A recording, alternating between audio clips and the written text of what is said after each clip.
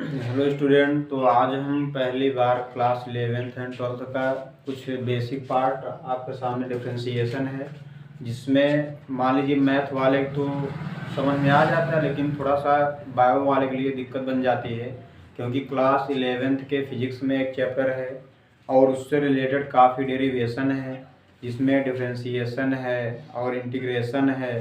तो बारी बारी से हम लेकर आएंगे, पहले डिफरेंशिएशन समझेंगे, फिर उसके बाद इंटीग्रेशन।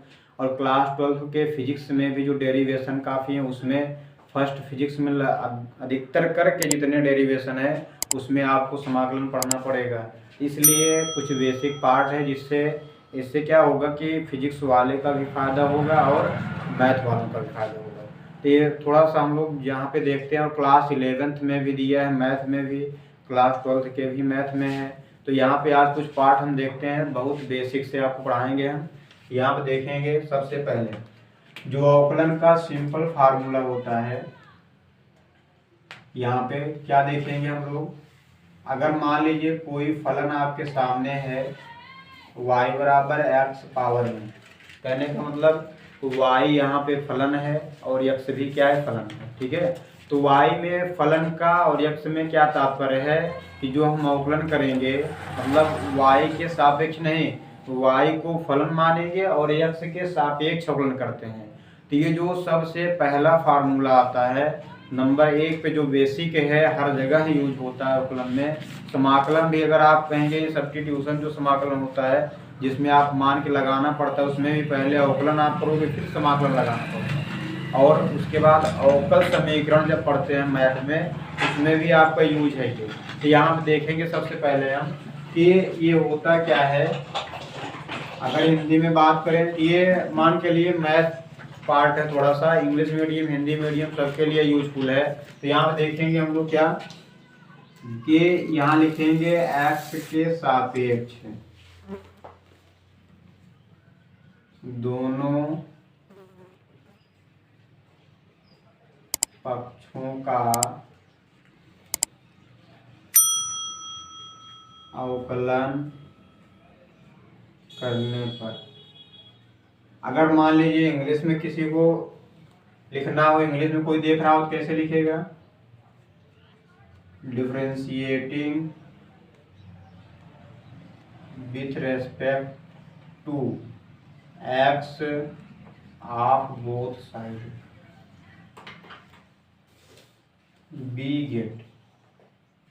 कहने का मतलब कि दोनों पक्षों का हम x के सापेक्ष अवकलन करेंगे, फिर उसके बाद देखेंगे क्या प्राप्त होता है। ओके, तो यहाँ पे अवकलन करिए, क्या बनेगा, dy/dx बराबर, देखिए ये घात वाले में क्या होता है कि जो घात है वो आगे आएगा और घात में से हमेशा एक घटता है। मतलब जहां भी अवकलन आपको दिखाई दे घात के रूप में, किसके रूप में दिखाई दे, घात, मतलब पावर के रूप में दिखाई दे, आपको उसका अवकलन करना हो तो आप करोगे क्या, सबसे पहले घात को आगे लाओगे, घात में से घटाओगे। तो यहाँ पे देखते हैं हम लोग, घात n है, n सामने आएगा और इसमें से हमेशा एक घटता है। ठीक है, n है, n में से एक घटा दो, x पावर n-1, सबसे पहला फार्मूला।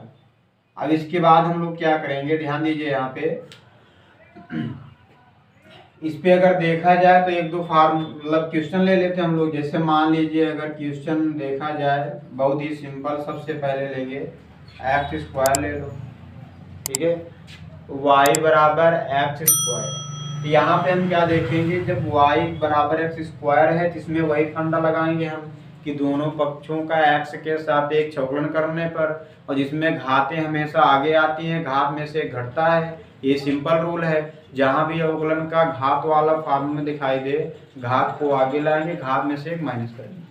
तो यहाँ पे क्या करेंगे, यहाँ अगर लिखना हो तो लिख लीजिएगा आप लोग कि दोनों पक्षों का x के सापेक्ष अवकलन करने पर तो क्या आएगा, dy/dx बराबर, दो आगे लाइए, फिर दो में से घटाओगे तो ये बचेगा।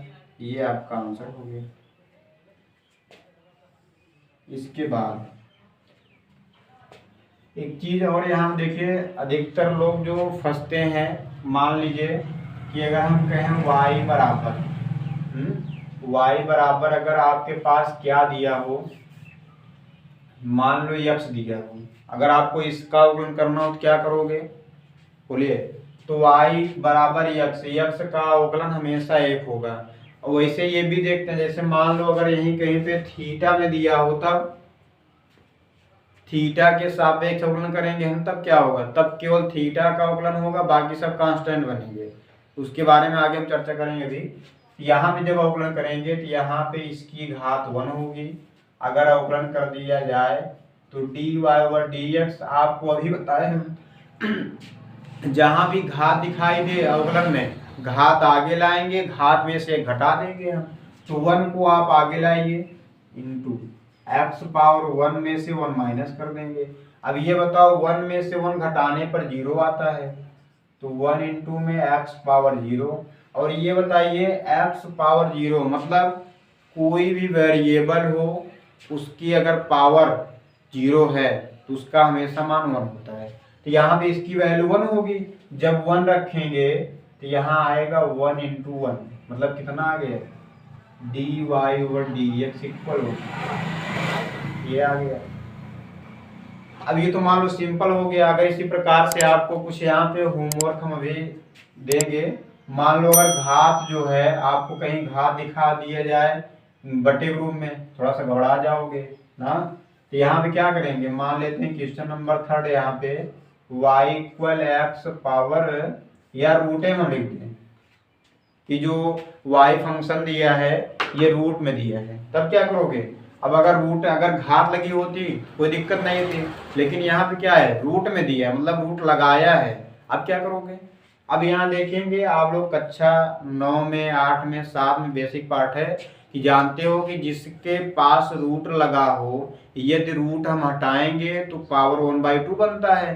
तो यहाँ पे क्या करेंगे हम, रूट हटा दो तो कितना बन जाएगा 1/2 बन जाएगा।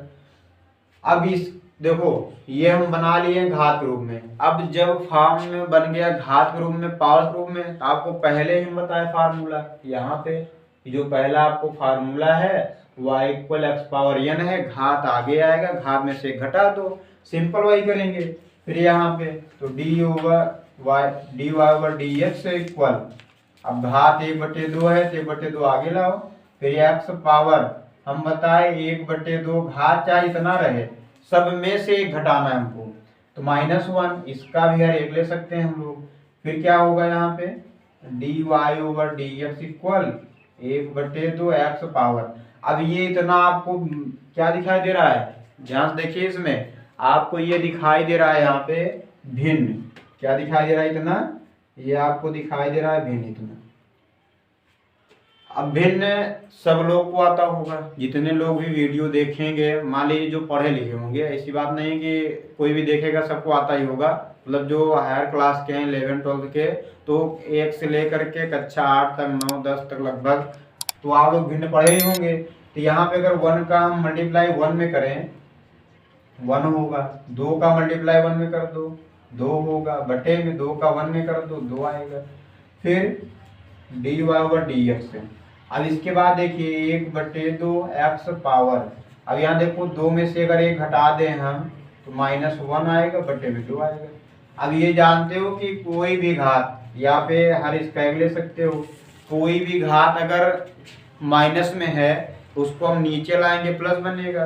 कहने का मतलब आप उसको अगर अंश में से हर में चेंज कर दो या हर में से अंश में चेंज कर दो, तो यदि पावर माइनस में है तो चेंज करते समय पावर प्लस में हो जाएगी, यदि पावर प्लस में है तो माइनस में बन जाएगी। तो यहाँ पे क्या करेंगे हम लोग, बस वही करेंगे, माइनस में दिया है नीचे लाएंगे प्लस बनेगा, तो 1/2 और यहाँ पे क्या बनेगा x पावर 1/2 प्लस में। अब ये बताओ, अभी हम बताए कि जहाँ पे रूट होता है उसका पावर 1/2 बनता है, तो जहाँ पावर 1/2 होगा वहाँ पे रूट बन जाएगा। तो यहाँ पे आया क्या dy/dx इक्वल 1/2 अंडर रूट में x आ गया। ये यूजफुल है आपके लिए, सबके लिए यूजफुल है, ठीक है, जितने भी लोग मैथ फिजिक्स पढ़ते होंगे सबके लिए यूजफुल है। ओके, अब अगला देखेंगे यहाँ पे इसी के बेस पे आगे क्या है। मान लो अगर क्वेश्चन नंबर 4 ले हम, अभी तो यहाँ पावर प्लस में दिया था। अगर हम कहें y बराबर x पावर यहाँ -3/2 ले लें, अब तो माइनस में लग गया, थोड़ी सी और समस्या बनेगी। अब जब यहाँ पे हम क्या करेंगे अवकलन dy/dx, फिर वही रूल, घात आगे लाओ घात में से घटाओ तो -3/2 होगा। फिर x पावर -3/2 घटा देंगे, हर एक ले लें। फिर dy/dx इक्वल -3/2। अब ये बताइए, अगर 1 का गुणा 3 में करें -3 ही रहेगा, फिर 2 का गुणा 1 में करें -2 ही रहेगा, बटे में 2 1 के 2 होगा। अब ये बताओ -3/2 x पावर -3 -2। देखो जब चिन्ह आपका सेम होगा, चाहे दोनों माइनस हो चाहे दोनों प्लस हो, तो संख्याएं ऐड होती हैं लेकिन चिन्ह वही रहता है। अगर दोनों माइनस में है तो संख्या ऐड होगी लेकिन चिन्ह माइनस रहेगा, तो -5/2 आ गया। एक ही आपका आंसर हो गया। मतलब लिख सकते हैं dy/dx की जो वैल्यू आई -3/2 x पावर -5/2।